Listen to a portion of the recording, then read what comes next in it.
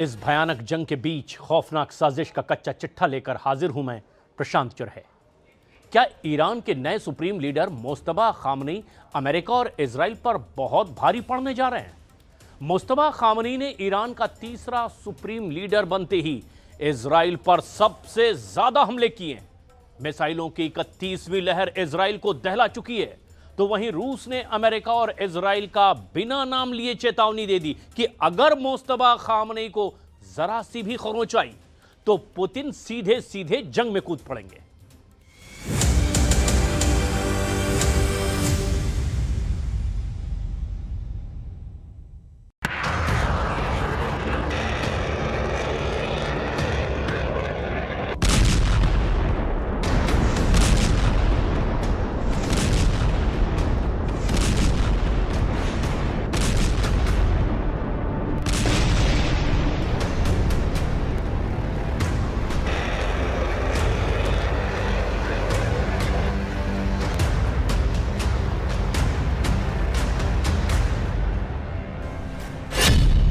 आ गया ईरान का नया सुप्रीम लीडर मुस्तबा खामनी।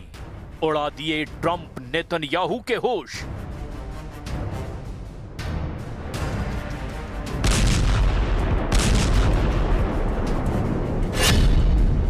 खुल गई ईरान युद्ध की तीसरी आंख।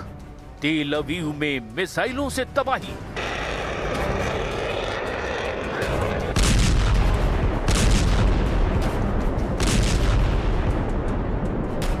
दो हफ्तों से चल रहे ईरान युद्ध में अब हालात पूरी तरह से बेकाबू हो गए हैं।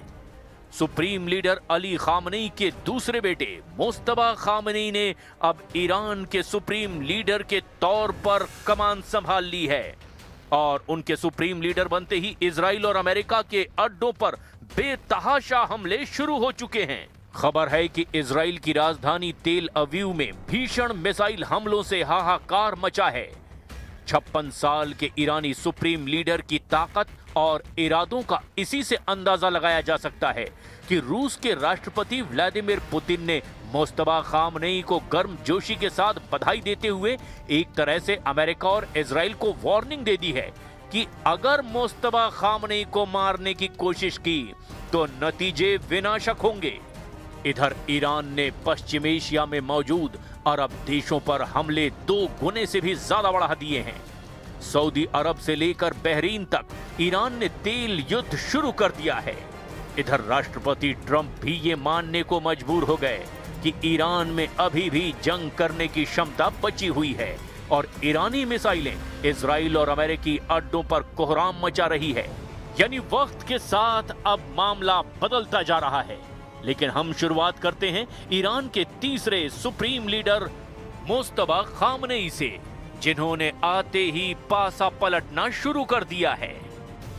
मजलिस पस از بررسی‌های دقیق و گسترده و استفاده از ظرفیت اصل 108 قانون اساسی مطابق با وظیفه شرعی و اعتقاد به حضور در محضر خداوند متعال در اجلاسیه فوق العاده امروز آیت الله سید مجتبی حسینی خامنه‌ای حفظه الله تعالی را بر اساس رأی قاطع نمایندگان محترم مجلس خبرگان به عنوان سومین رهبر نظام مقدس جمهوری اسلامی ایران मुस्तबा खामनेई ने खोला मोर्चा, इजराइल में ईरानी तांडव।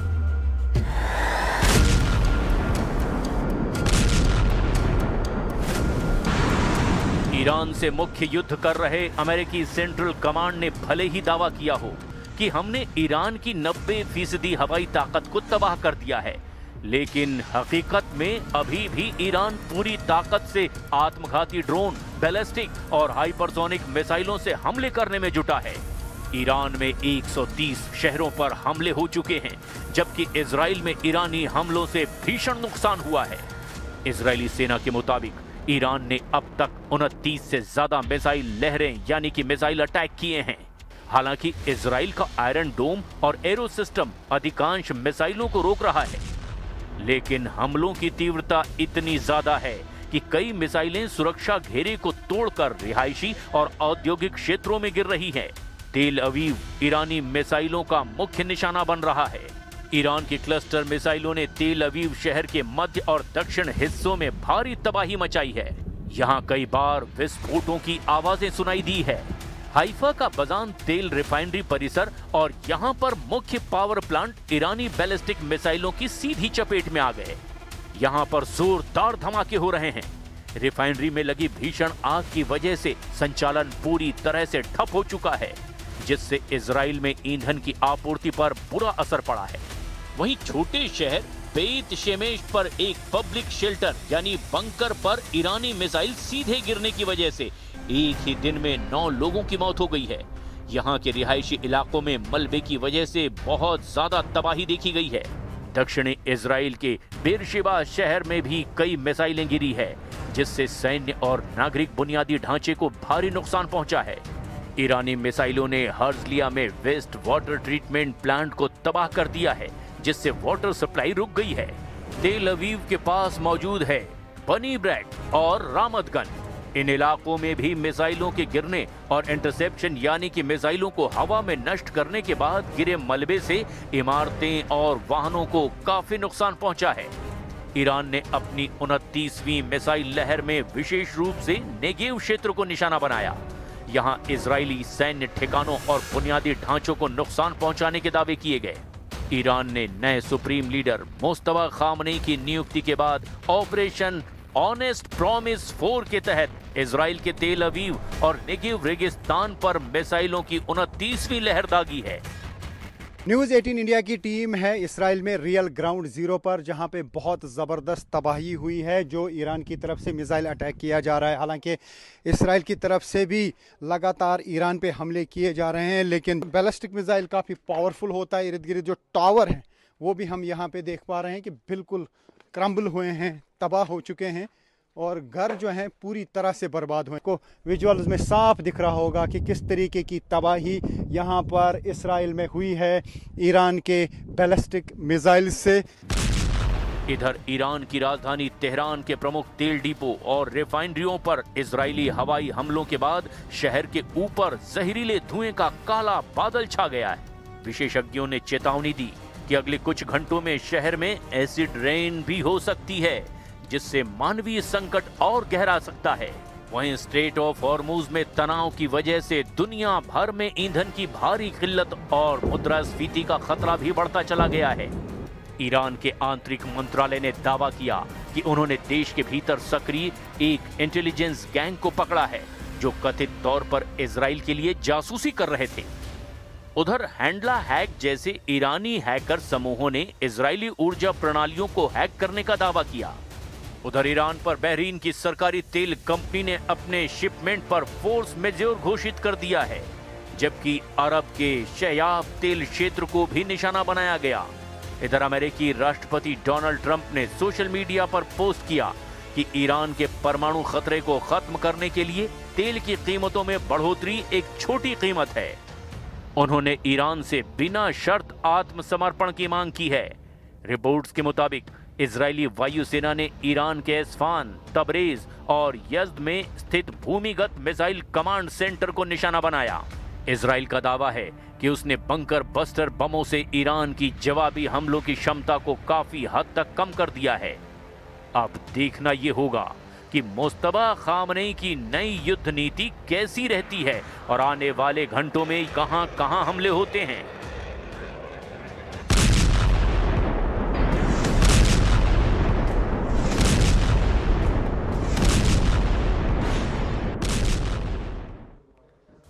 मुस्तफा खामनेई के सुप्रीम लीडर बनते ही ईरान ने इजराइल पर नया अटैक लॉन्च कर दिया है। तेल अवीव और पेटा तिकवा में हुए मिसाइल हमले में 6 लोगों के घायल होने की खबर है। डोनाल्ड ट्रंप और नेतन्याहू ने कहा कि हमें नया सुप्रीम लीडर मंजूर नहीं है, तो उधर गुस्साए ईरान ने कतर, यूएई और बहरीन में अमेरिका के बेस पर सीधे हमला कर दिया है।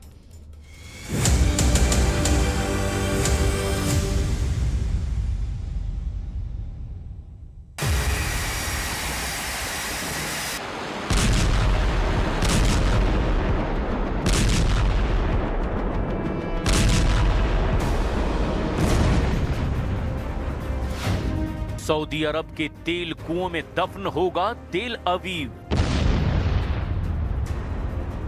ईरान ने छेड़ा तेल युद्ध, खाड़ी में जलेगा अमेरिकी बेस।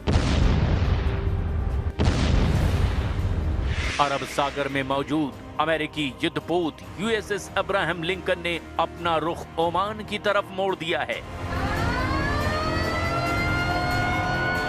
ईरान के ड्रोन अटैक में बहरीन की सबसे बड़ी और ऐतिहासिक तेल रिफाइनरी पापको को उड़ा दिया गया। लेबनान में इजराइल ने 200 हिजबुल्लाह लड़ाकों को मार गिराया। हवाई हमले में करीब 400 लोगों की मौत हो गई। साइप्रस में ब्रिटेन के एयरबेस पर हमले के बाद तुर्की ने 6 F-16 लड़ाकू विमान और एयर डिफेंस सिस्टम तैनात कर दिए हैं।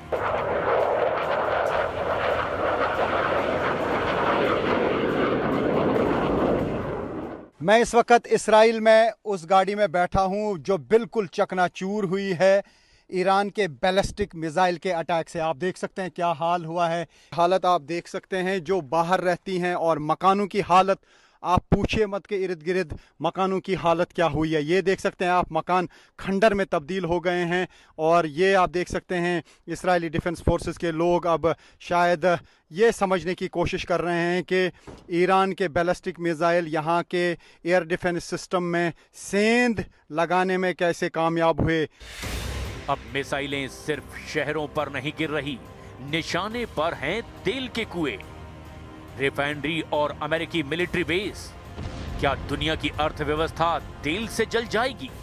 खाड़ी में नहीं बचेगा एक भी अमेरिकी बेस। जंग की आग में जल जाएंगे खाड़ी देश।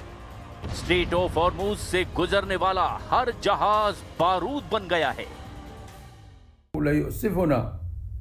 ما تعرضت له بلادنا العزيزة والدول العربية والشقيقة والدول الصديقة من اعتداءات غير مسبوقة لا يمكن تبريرها تحت أي ذريعة من قبل إيران.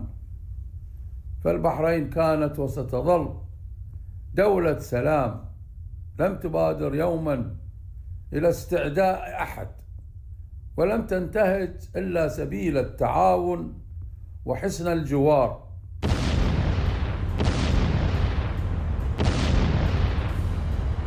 ईरान की IRGC यानी इस्लामिक रिवॉल्यूशनरी गार्ड कॉर्प्स ने पिछले कुछ दिनों में सैकड़ों बैलिस्टिक मिसाइलें, क्रूज मिसाइलें और ड्रोन अटैक लॉन्च किए।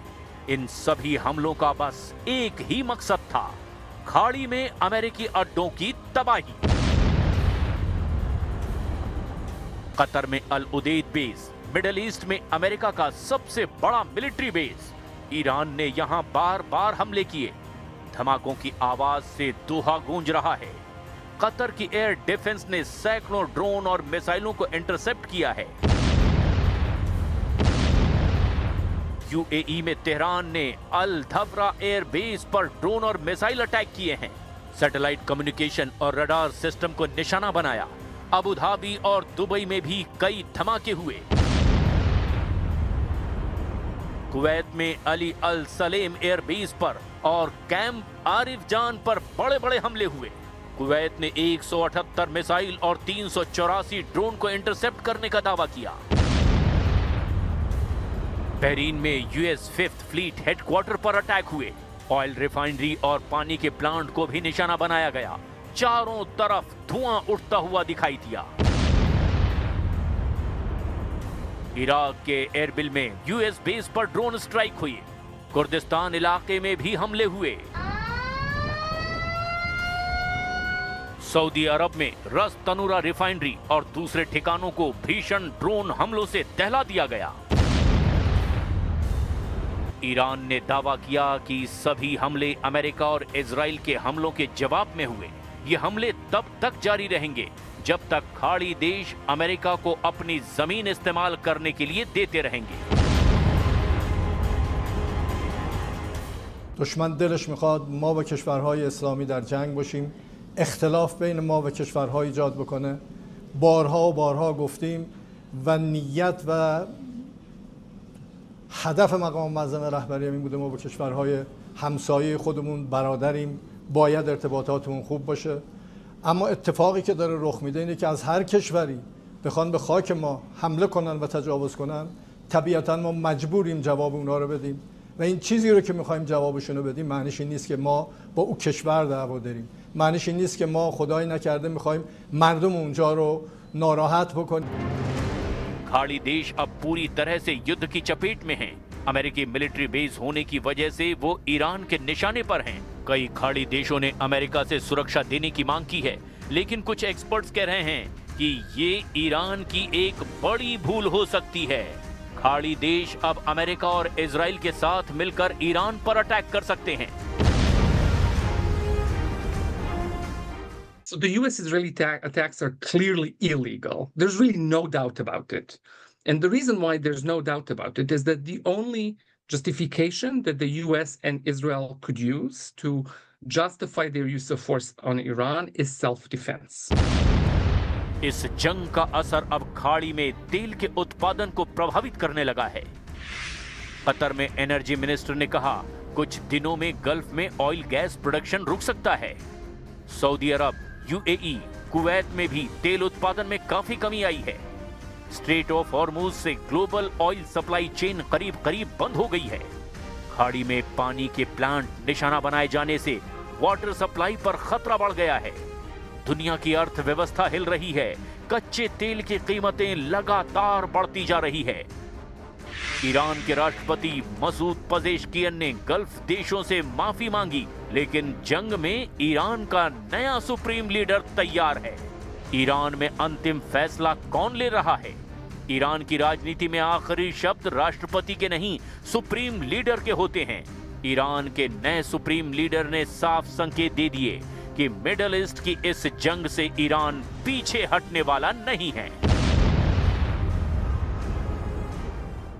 یک هفته تقریبا انتظار و اون شوکی که پس از شهادت آیت الله خامنه‌ای در واقع به جامعه و در واقع ملتمون وارد شده بود و منتظر بودیم و خیلی خوشحالیم که الان رهبر انتخاب شده و مطمئنیم که این مسیر ادامه داره دیگه باز اقامت ایشون. و واقعا حس خوشحالی بود و واقعا نمی‌دونستیم که از غم از دست دادن رهبر گریه بکنیم یا خوشحال باشیم.